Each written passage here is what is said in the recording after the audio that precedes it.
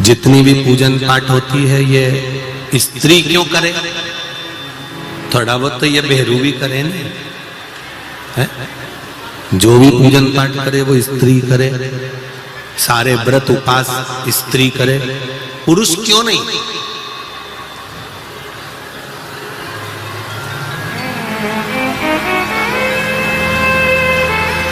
फिर समझ लेना, अभी कथा में कहा शंकर भगवान का आधा स्वरूप, भगवान देव अधिदेव महादेव का आधा स्वरूप संसार में मृत्यु लोक में जितनी स्त्री जन्म लेती है उसमें शंकर भगवान का आधा स्वरूप विराजमान रहता है। इसलिए जब तब साधना, उपासना, व्रत, नियम, धर्म ये स्त्री कर सकती है, पुरुष के बस की बात नहीं।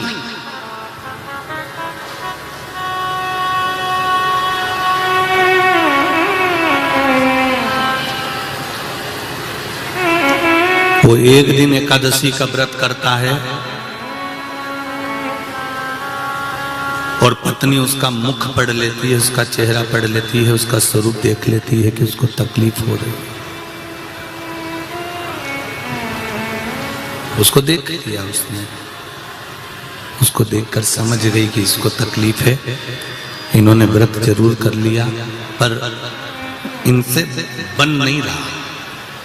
सद मेरी जीजियों, मेरी माताओं, कई बार हरतालिका तीज के दूसरे दिन चतुर्थी का व्रत आ जाता है माताओं का। बोलो सही है कि गलत है?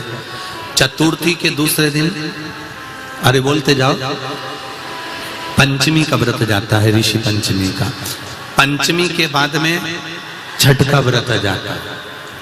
कई बार इससे पहले भी कोई ना कोई व्रत आ जाता है। माताओं के लाइन से इतने व्रत आ जाते हैं तो भी इनके चेहरे पर सल नहीं आता और जो भी पूजन करती है वो दिल से करती है।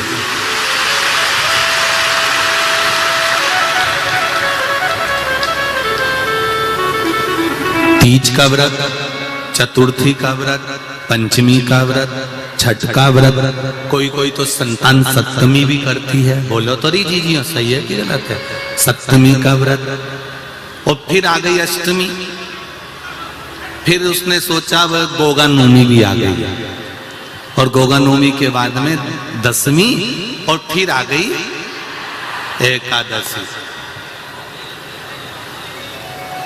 4-5 दिन लगातार व्रत करने के बाद भी सुबह जल्दी उठकर रसोई घर में जाना, परिवार के लिए भोजन बनाना, बच्चों का टिफिन तैयार करना, झाड़ू पोछा कर लेना, और चेहरे पर सिकन नहीं, जो सामान घर में रखा है उसी को सेक सुखाकर सबको खिलाने के बाद में व्रत का थोड़ा सा सामान बनाकर खा लेती है और आनंद रहती है।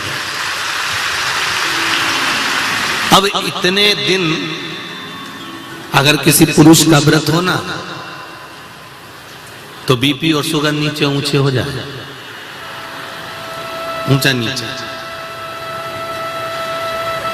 पर स्त्री के, नारी के चेहरे पर शिकन नहीं होती, क्योंकि स्त्री का जो आधा भाग है, नारी का जो आधा भाग है, क्या हुआ? आवाज नहीं आ रही है? बीच वाले पंडाल में आवाज नहीं पहुंची। स्त्री का जो, नारी का जो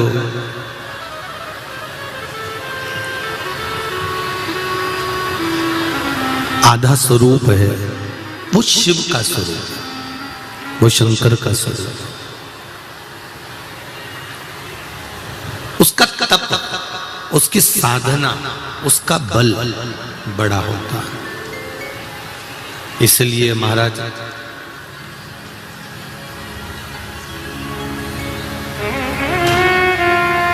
कितनी सुंदर है माँ तेरी नगरी,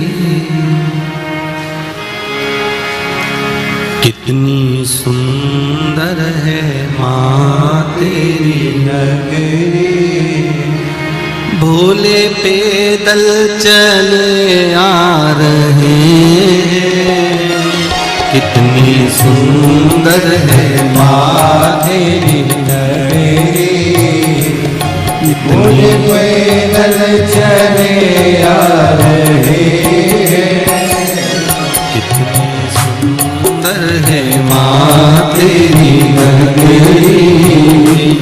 कितनी सुंदर है माँ तेरी नगरी। भोले पैदल चले आ रहे, भोले पैदल चले आ रहे, भोले पैदल चले आ रहे। कितनी सुंदर है माँ तेरी नगरी, कितनी सुंदर है माँ तेरी नगरी। भोले पैदल चले आ रहे, भोले पैदल चले आ रहे।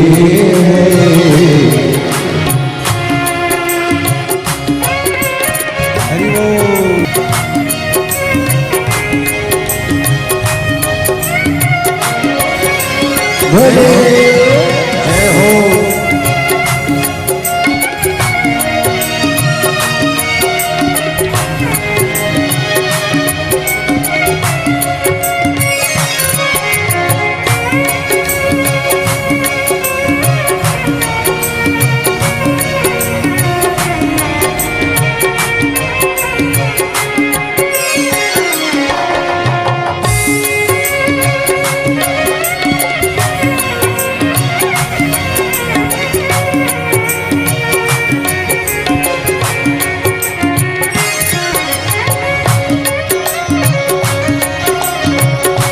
विराजे गंगा बहाते चले आ रहे हैं, उनकी जटा पे गंगा विराजे, गंगा बहाते चले आ रहे हैं। उनकी जटा में गंगा विराजे, गंगा बहाते चले आ रहे हैं। उनके जटा में गंगा विराजे, गंगा बहाते चले आ रहे हैं।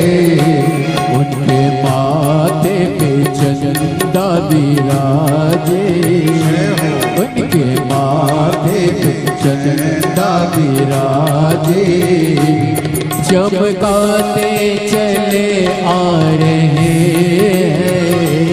उनके माथे पे चंदा विराजे, चमकाते चले आ रहे हैं। कितनी सुंदर है माँ तेरी नगरी, कितनी सुंदर है माँ तेरी नगरी। भोले पैदल चले आ रहे हैं, भोले पैदल चले आ रहे हैं। हरि बोल।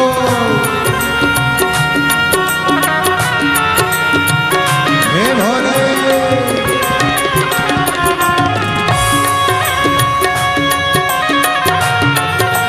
भोले भोले शंकर भगवान की।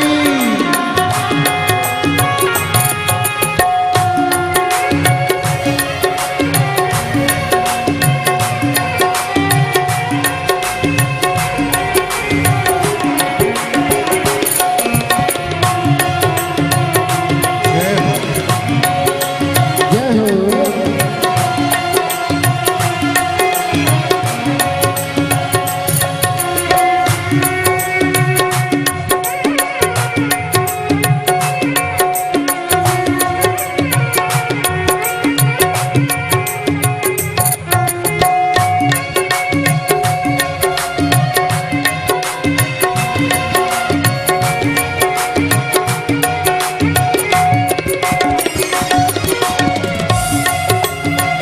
हरि बोल।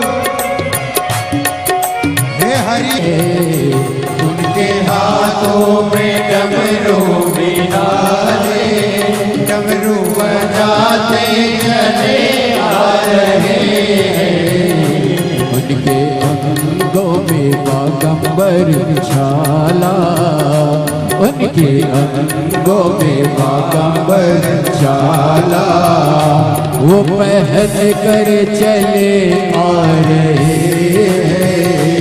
उनके अंगों में बागंबर छाला, वो पहन कर चले आ रहे हैं। कितनी सुंदर है माँ तेरी नगरी, कितनी सुंदर है माँ तेरी नगरी, भोले पैदल चले आ रहे हैं। पैदल चले आ रहे हैं। हे भोले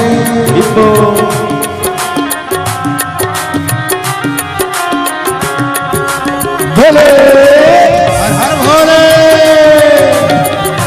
जय हो।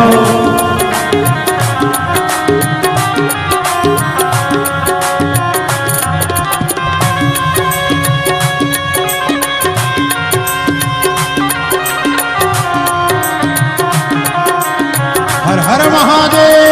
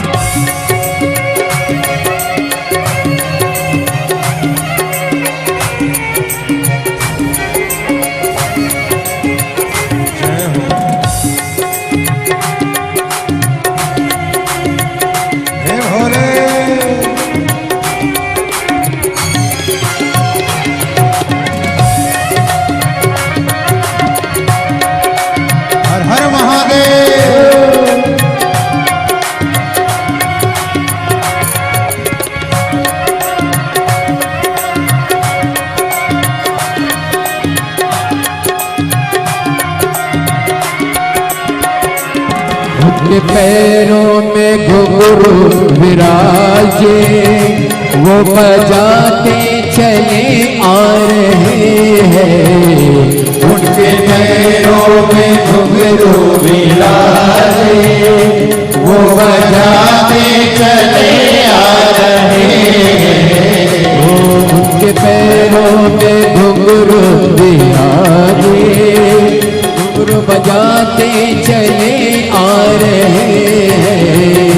उनके पैरों में घुंघरू विराजे, वो बजाते चले आ रहे हैं।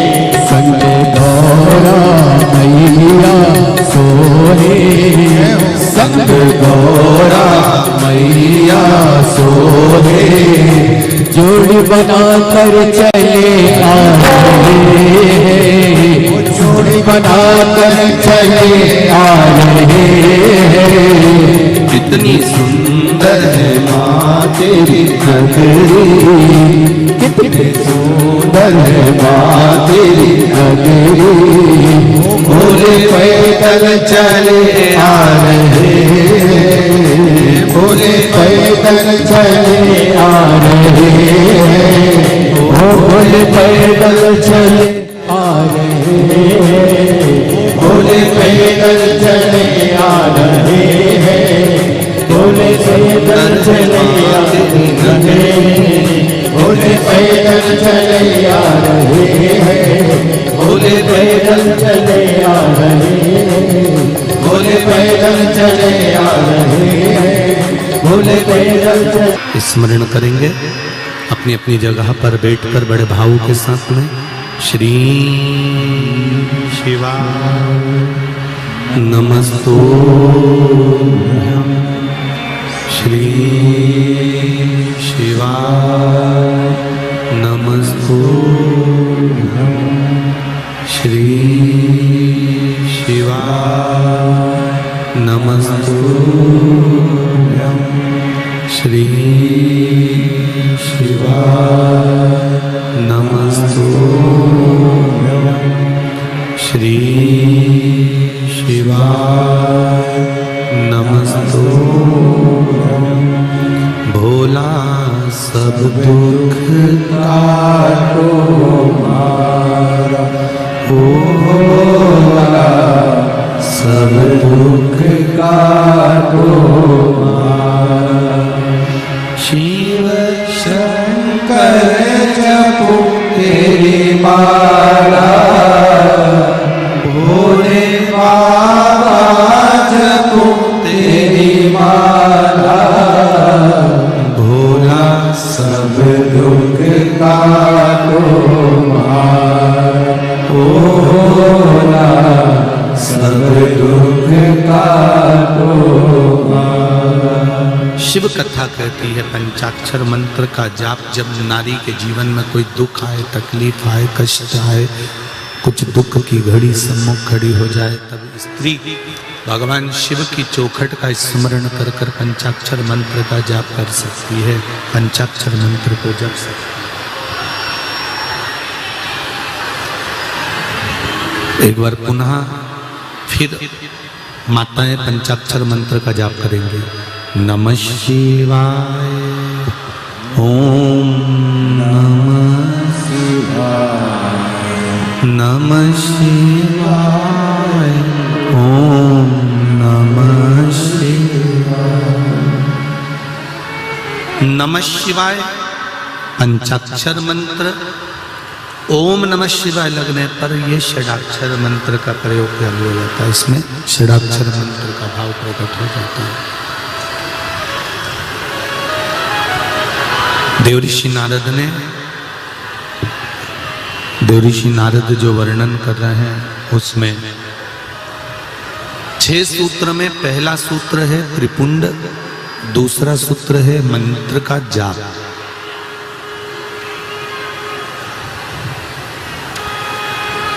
तीसरा सूत्र है रुद्राक्ष को धारण करना, रुद्राक्ष पहनना, ये तीसरा सूत्र है। शिव महापुराण की कथा का देवऋषि नारद महाराज तीसरा सूत्र वर्णन करते हैं, रुद्राक्ष को धारण करना। पहले आप अच्छे से समझ लीजिए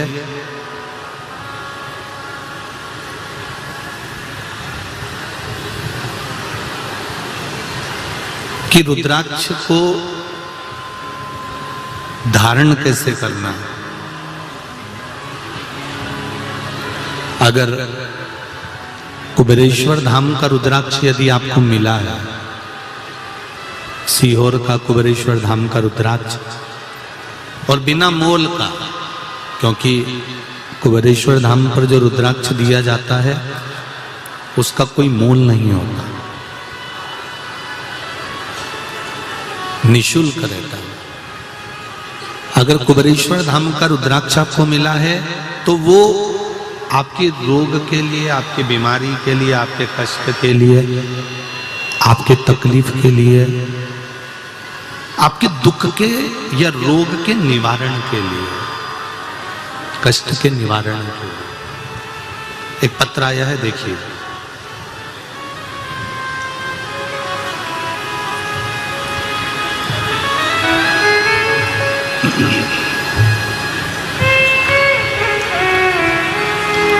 संजय जी गुजर, द्वारिकापुरी, 1969। संजय जी गुजर, द्वारकापुरी, 1969। कहीं बैठे हो तो हाथ हिलाइएगा। आप ही हैं? दोनों हाथ हिला दो एक बार। मेरे पापा की तबीयत खराब हुई थी, पाचन की थैली फट गई थी, ऑपरेशन करने का भी मना कर दिया था कि घर ले जाओ। मेरी बुआ सीहोर से रुद्राक्ष लेकर आए और उसका पानी रोज पिताजी पी रहे हैं। अब उनकी तबीयत बाबा की कृपा से ठीक हो गई है, पाचन की थैली भी अब कार्य करना प्रारंभ कर दी है। आज वह कथा सुनने भी आए हैं, साथ आए हैं बाबू। हर हर महादेव, दोनों हाथ हिला दो एक बार। एक फोटो भी उन्होंने लगाया है जिसमें उनका स्वास्थ्य जो गड़बड़ हुआ था उसको दिखाया। ये वाला फोटो आप लोग आस्था चैनल पर देख रहे होंगे। एक रुद्राक्ष का महत्व क्या है बेटी? एक रुद्राक्ष की मूलता क्या है? एक रुद्राक्ष का स्वरूप क्या है?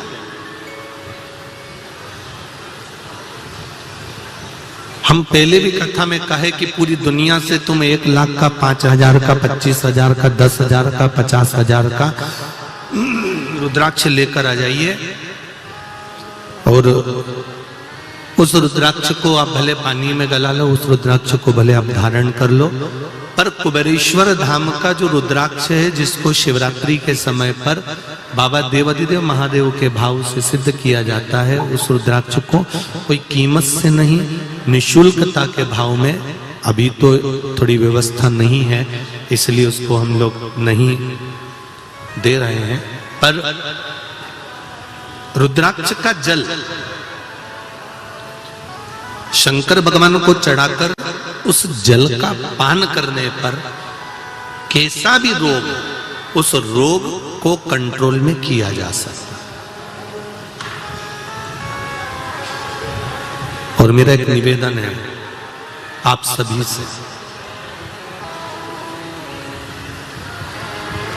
जो भी रुद्राक्ष आपके घर में है, जो भी रुद्राक्ष आपके यहां पर विराजमान है,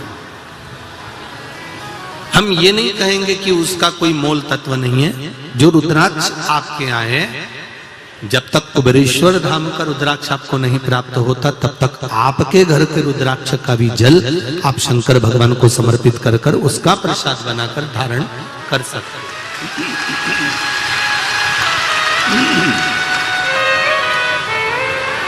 वह भी फलीभूत हो। जैसे कल अपन ने शिवरात्रि का पूजन करा कि नहीं करा? अरे बोलो तो जम के, करा ना सबने? शिवलिंग का निर्माण करा, पूजन करा। आप 365 दिन पार्थिव शिवलिंग का निर्माण करोगे, सावन महीने में पार्थिव शिवलिंग का निर्माण करोगे, पर जितनी बार भी आप पार्थिव शिवलिंग का निर्माण करोगे तो सूर्य अस्त होने से पहले पार्थिव शिवलिंग का विसर्जन आपको करना पड़ेगा। पर 12 महीने शिवरात्रि आती है। शिवरात्रि के समय पर, शिवरात्रि के दिन हम दिन में नहीं, रात में 1 पहर, 2 पहर, 3 पहर, 4 पहर में जितना मन बन जाए कि 1 पहर पूजन करूंगी मैं, 2 पहर करूंगी। कल अपन ने कितनी पहर की पूजन करी? जम के बोलो जरा। 1 पहर की पूजन करी। शिव महापुराण की कथा कहती है शिवरात्रि की जो पूजन होती है, इसका मतलब क्या है? शिवरात्रि, इसको ये नहीं लिखा गया शिव डे, शिव दिन, इसको क्या कहा गया है? जम के बोलो जरा। शिवरात्रि। शिव महापुराण की विद्येश्वर संहिता में कुमार खंड के अंतर्गत स्कंद पुराण में जो वर्णन आता है कि 12 महत्वता है शिवरात्रि, उसकी महत्वता शिवरात्रि से। कई लोगों के मन में संशय जाग जाता है कि गुरुजी सूर्य अस्त के बाद क्या हम शिवलिंग की पूजन कर सकते हैं, क्या विसर्जन कर सकते हैं? तो पहले तो अच्छे से समझ लो कि तुम सावन महीने की शिवरात्रि की पूजन कर रहे हो। रात्रि लगी हुई है उसमें कि रात्रि को ही होगी और रात्रि को ही विसर्जन होगा।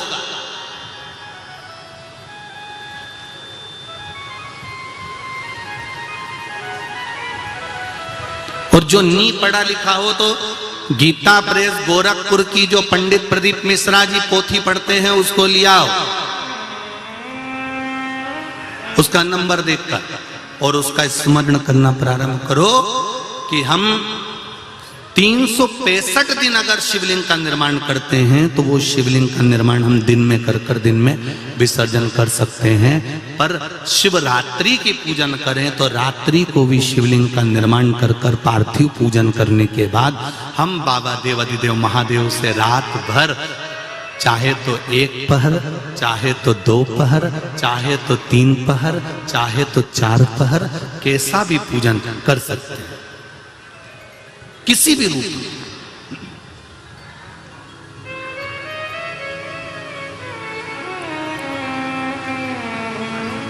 पर कई बार हमारे जीवन में संशय उत्पन्न हो जाता है, और एक बात अपनी जिंदगी में उतार कर रखना, अगर पार्थिव शिवलिंग का पूजन रात्रि को आपने करा है तो पार्थिव शिवलिंग का पूजन हमने भी यहां पर बैठ कर किया है, दिल के साथ, हृदय के साथ। डॉक्टर दवाई देता है तो पेशेंट को देता है, एक दवाई काम नहीं कर सकती तो दूसरी देता है, दूसरी काम नहीं कर सकती तो तीसरी देता है। सारा एक्सपेरिमेंट वो पेशेंट पर करता है, डॉक्टर उस दवाई को खाकर नहीं देखता।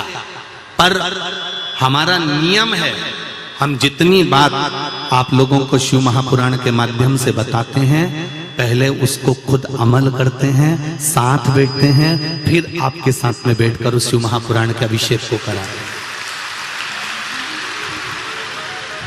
पहले स्वयं करें।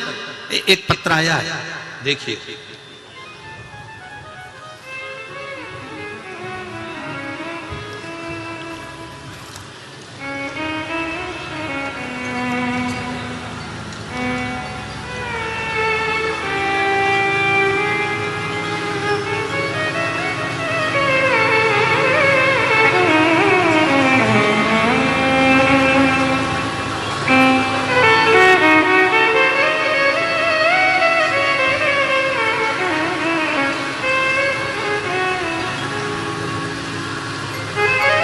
गुरुदेव संतोष शिव शर्मा बाबा 375 शिव सिटी इंदौर। कहीं बैठे हो तो हाथ हिलाइएगा, कहीं बैठे हो तो हाथ हिलाइएगा, जहां भी बैठे हो हाथ हिलाइएगा। तो बच्चे नहीं थे, और दूसरा बाबा ने जब कृपा करी तो बहू ने भी पशुपति व्रत धारण करा। आप ही ने पत्र लिखा है, पशुपति व्रत धारण करा, और एक बार संतान नहीं हुई, दूसरी बार करा, दूसरी बार नहीं हुई, तीसरी बार करा।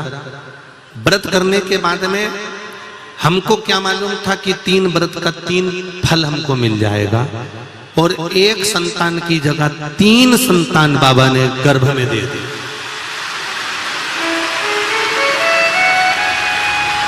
तीनों बच्चे आए हैं क्या? तीनों बच्चे आए हैं? अरे बोलो तो, बच्चे आए हैं क्या? ये 3 बच्चे बाबा शिव की कृपा से प्राप्त हुए, भगवान शंकर की करुणा से प्राप्त हुए। तेरी कृपा बिना न हिले एक भी, लेते हैं श्वास तेरी कृपा से तनो तनो। अगर तीनों बच्चे आए हैं तो उनको ऊपर भेज दो, अगर आए हो तो, और नहीं तो बाबा देवाधिदेव महादेव ने जो दिया है 3 फुलवारी आपको दी हैं, तीनों बच्चों के फोटो यहाँ आस्था चैनल के माध्यम से आप लोग देख रहे हैं। ये शिव कृपा है, ये शंकर की उदारता है। एक पत्र और बड़ा सुंदर है, देखिए।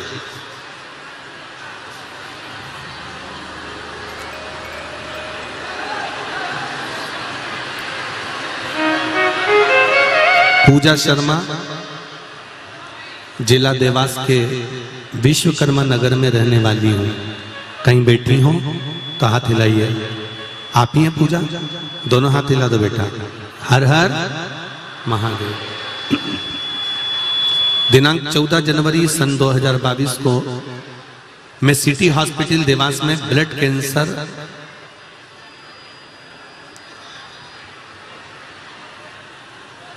एडमिट थी।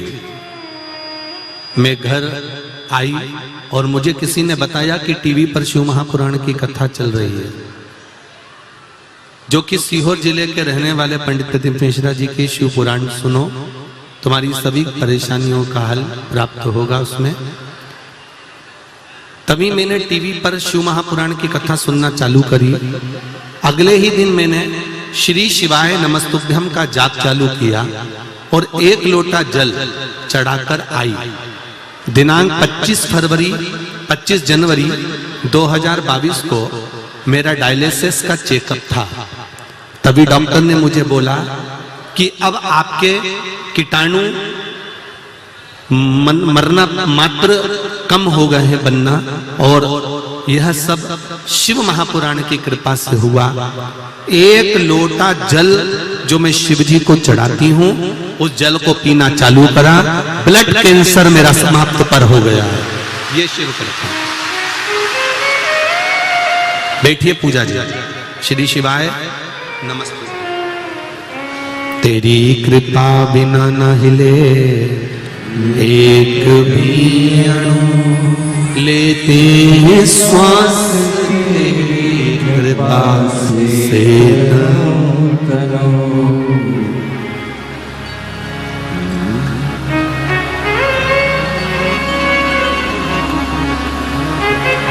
हम शंकर भगवान को कैसे रिझा रहे हैं, हम शिव जी को कैसे मना रहे हैं। भगवान शंकर, भगवान शिव अगर देखते हैं तो केवल आपका हृदय देखते हैं। निर्मल मन सो मोहि पावा, मोहि छल छिद्र कपट। पुराण की कथा कहती है 6 सूत्र में पहला सूत्र है त्रिपुंड, दूसरा सूत्र है पंचाक्षर मंत्र, तीसरा सूत्र है रुद्राक्ष, चौथा सूत्र शिव कथा सुनना।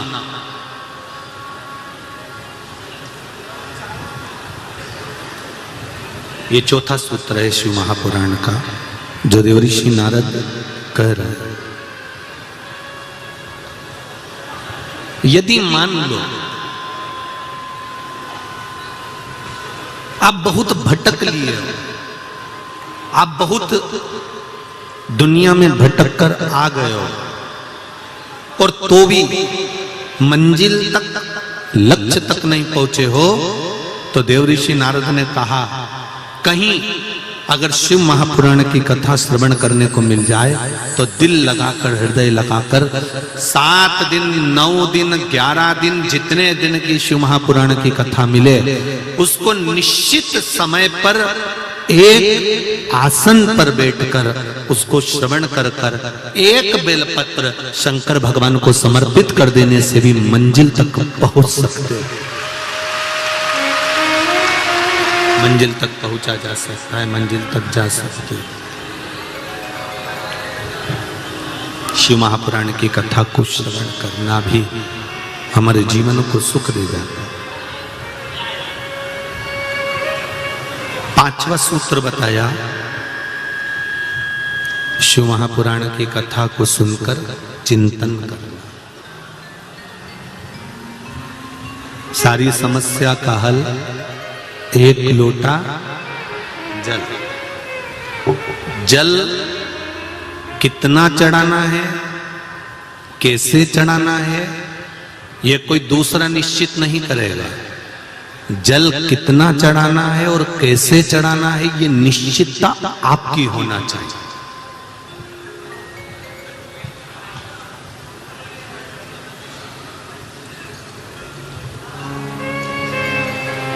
ये निश्चितता आपकी हो।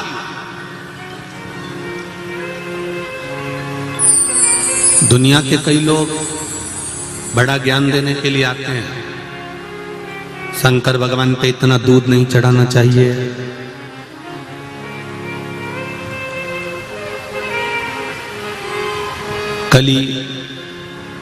कल इतना धतूरा, इतनी बेलपत्र, इतना सामान पूजन का बिक्री हुआ, तो ही लोगों ने कह दिया, बताओ। एक तो महंगाई, ऊपर से महाराज ने बता दिया ये सामान लिया, एक एक गुलाब का फूल 20-20 रुपए का बिक गया।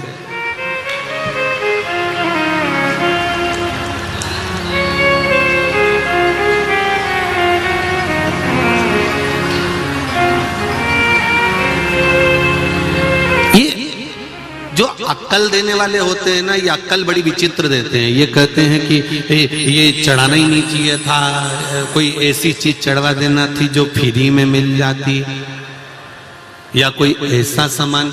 कई लोग मिल जाते हैं ऐसे दुनिया में। तुमने देखा होगा पहले एक फिल्म बनी थी, उस फिल्म में भी उन्होंने कह दिया था कि शंकर भगवान को इतना दूध नहीं चढ़ाना चाहिए, दूध किसी गरीब बड़े को पिला देना चाहिए। तो शंकर जी के हिस्से का ही पिलाओ, तुम्हारे हिस्से का पिला दो ना, दिक्कत क्या है?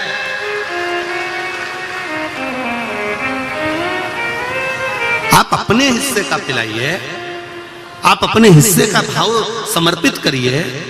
जो देव अधिदेव महादेव को हम एक लोटा जल चढ़ा रहे हैं, उस लोटे के जल का महत्व आप जब चढ़ाएंगे तब आपको समर्पित होगा, तब आपको मालूम पड़ेगा कि उस जल की महत्वता क्या है, उस जल की पूर्णता, उस जल का आनंद क्या है।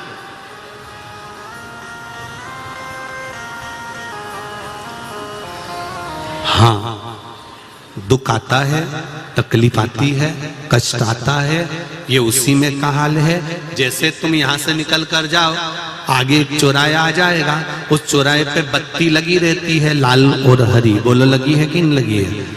जब लाल बत्ती होती है तो गाड़ी को, अरे बोलो तो जम के, रोकना पड़ता है। हरी बत्ती हुई, लाइन क्लियर, चले जाओ। उसी तरह जीवन में दुख आता है, तकलीफ आती है, कष्ट आता है, बीमारी आती है, रोग आता है, थोड़ी तकलीफें बढ़ जाती है, तो थोड़ा सा रुको, थोड़ा थामो। यही समझ लो कि मंजिल तक पहुंचना है और थोड़ा कष्ट आ गया है तो परमात्मा के यहाँ की लाल बत्ती खड़ी हो गई है, थोड़ी देर रुक लो। यदि थोड़ा तुम रुक जाओगे, थोड़ा तुम रुकोगे, तो ये निश्चित है कि थोड़ी देर गाड़ी खड़ी रहेगी, उसके बाद में लाल बत्ती के बाद में फिर वापिस, जम के बोलो, वापिस हरी बत्ती आ ही जाएगी। तो उसी तरह थोड़ा सब्र करो, थोड़ा धैर्य रखो, थोड़ा सा रुक कर अपने जीवन को, ये नहीं कि मैंने तो भगवान शंकर को एक लोटा जल चढ़ाया था, मेरी तो समस्या ही समाप्त नहीं हुई, मैंने तो पशुपति व्रत करा था, मेरी तो समस्या ही समाप्त नहीं हुई। उसने 3 व्रत कर लिए तो शंकर जी ने 3 ही दे दिए। ले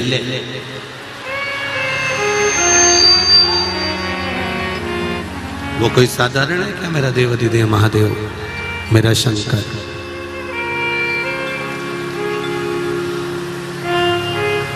थोड़ा रुकना पड़ेगा, थोड़ा।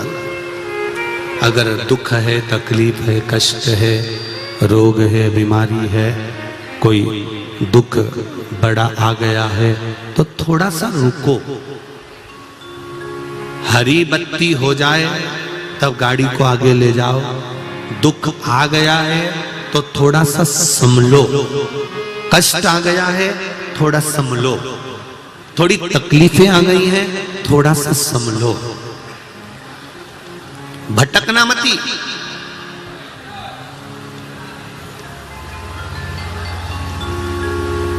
भटक कर फिर इधर उधर जाना मत, हमें मार्ग प्रशस्त कर लेना। थोड़ा तकलीफ जरूर आएगी, कष्ट जरूर आएगा, तकलीफें आती हैं, मानव जीवन है, पर मैंने तेरे ही भरोसे, ओ बाबा तेरे ही भरोसे, हवा बिच उड़ती जावांगी, बाबा डोर तो छड़ी ना में कटी जावांगी, भोले में तेरी वतन, शंभो में तेरी वतन। बाबा से निवेदन कर कर, थोड़ी सी प्रार्थना कर कर उस दुख को समाप्त करने का इंतजार करो। शिव महापुराण के 6 सूत्र में 5वां सूत्र है शंकर भगवान की कथा को सुनने के बाद उसका मनन चिंतन कर।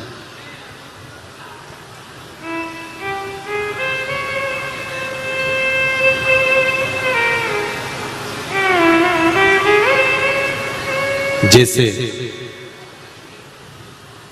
द्वितीया के चंद्रमा को देखकर कच्चे दूध का छींटा दे देने से, द्वितीया के चंद्रमा को देखकर सफेद पुष्प समर्पित कर देने से, द्वितीया के चंद्रमा को देखकर सफेद चंदन का छींटा दे देने से, उस चंदन को अपने ही हृदय पर लगा लेने से रोग, बीमारी, तकलीफ समाप्त हो जाती है। उसी तरह शिवरात्रि की रात्रि को, शिवरात्रि को रात्रि के समय पर हम फिर कहेंगे, तुम 12 महीने की शिवरात्रि। सनातनियों को मैं धन्यवाद देना चाहूंगा। आस्था चैनल की टीआरपी से मालूम पड़ा कि 44 करोड़ लोगों ने कल पार्थिव शिवलिंग का पूजन किया था।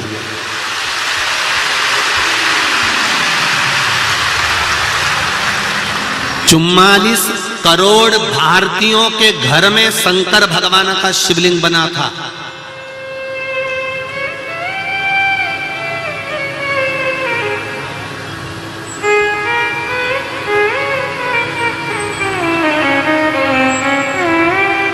और अभी भी लक्ष्य पूरा नहीं हुआ है, अभी भी लक्ष्य पूरा नहीं हुआ है।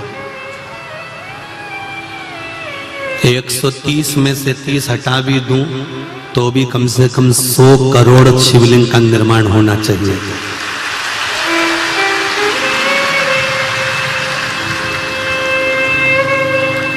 निंदा करने वाले निंदा करते रहेंगे, अपशब्द कहने वाले अपशब्द कहने लगेंगे, उंगली उठाने वाले उंगली उठाते रहेंगे। कई ऐसे भी होंगे जो कह देंगे, अरे पार्थिव शिवलिंग कोई रात को बने हैं क्या, विसर्जन करे हैं क्या, ऐसा होए क्या। तो पहले इनसे कह दो, तुम्हारे माता पिता से पूछ के आओ तुम्हें पैदा क्यों करा।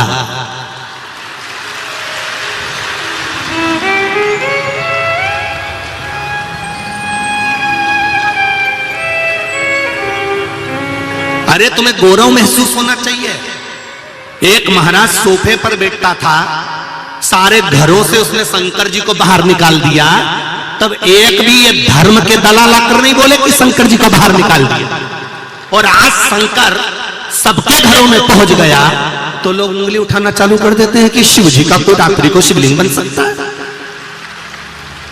ओ भैया, सनातनी हो, सनातन धर्म अगर आज जाग रहा है, सनातन धर्म अगर आगे बढ़ रहा है, तो सबसे ज्यादा मैं नमन करूंगा मेरे भारत की माताओं को। आपको प्रणाम करता हूं, आपको नमन करता हूं, दंडवत करता हूं, आपको साष्टांग करता हूं। मेरी माओ, 44 करोड़ सनातनियों के घर में कल शिवलिंग का निर्माण हुआ है। तारीख, दिन, तिथि, समय लिखकर रख लेना और अगले साल तक अंदाजा लगा के बैठना कि दुकान पर तुम कमाते थे 500 रुपए कमाते थे तो वो 50,000 हुए कि नहीं हुए, इसके बाद सूचना देना कि प्राप्त हुआ। ये शिव कथा है। यहां पर देवऋषि नारद स्वयं कह रहे हैं कि कथा श्रवण करने के बाद उसका मनन चिंतन होना जरूरी है।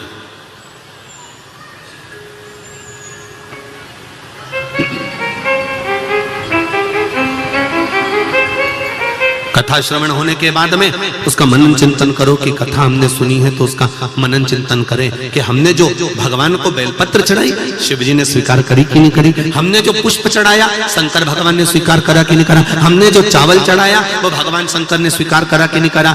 एक बात बहुत ध्यान लगा कर सुनना, पंडित जी तुम्हारे यहाँ पूजन कराने आए, तुमने पंडित जी को कुछ दिया, तुमने कुछ समर्पित करा, पंडित जी ने वो लिया, उनके आनंद से लिया। पर कई लोगों की दृष्टि होती है कि पंडित जी ने गणेश जी के दिनों में गणेश जी बिठाए थे, रोज पूजन करने आते थे, हम तो एक डब्बा प्रसाद चढ़ाते थे, पंडित जी इतना लेकर चले जाते थे। नहीं नहीं नहीं, तुम्हारा काम है देना, पंडित जी का काम है लेना। अब वो ब्राह्मण देवता ने अगर लिया है तो वो उनको देव, ब्राह्मण देवता को समर्पित किया है। पर ब्राह्मण क्या लिया है, कितना लिया है, कैसे लिया है, उसका वर्णन हमें स्मरण ना हो। बामन पुराण के अंतर्गत आता है, राजा बलि के दरवाजे पर बामन भगवान भिक्षा मांगने के लिए गए और राजा बलि बार बार कहता है कि मैं आपको 3 पग भूमि अपने पांव से नाप कर दे देता हूं। तो भगवान कहते हैं तेरे पांव से नपाना होती तो मैं यहां आया काहे को, मुझे तेरे पांव से नहीं नपाना।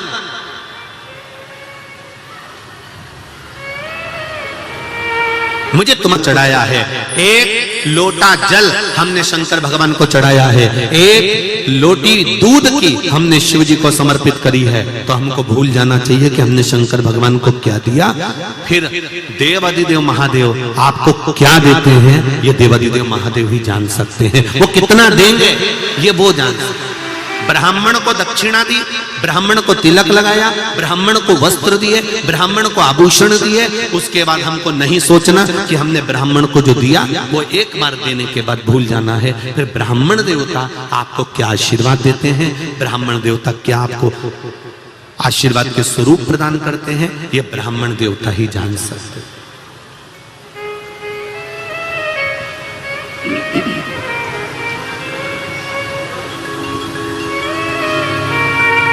थोड़ा दुख आए, तकलीफ आए, कष्ट आए, थोड़ी रुक लो।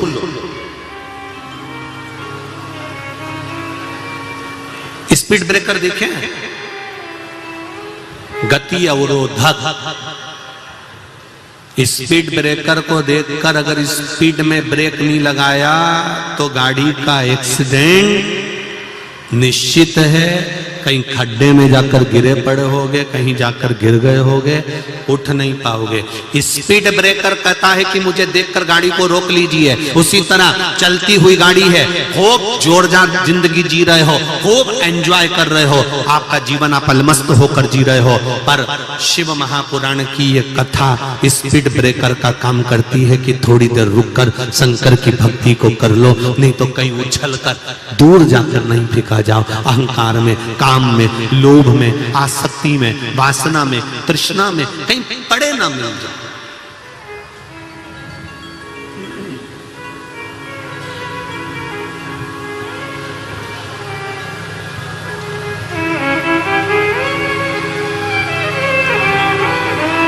अरे भाई, जिसकी जिस चीज में रुचि होती है हम उसका वही नाम रख देते हैं। जो ओम नमः शिवाय। दोस्तों, प्रदीप मिश्रा जी की कथा सुनकर जो आनंद मिलता है वो अलग ही है।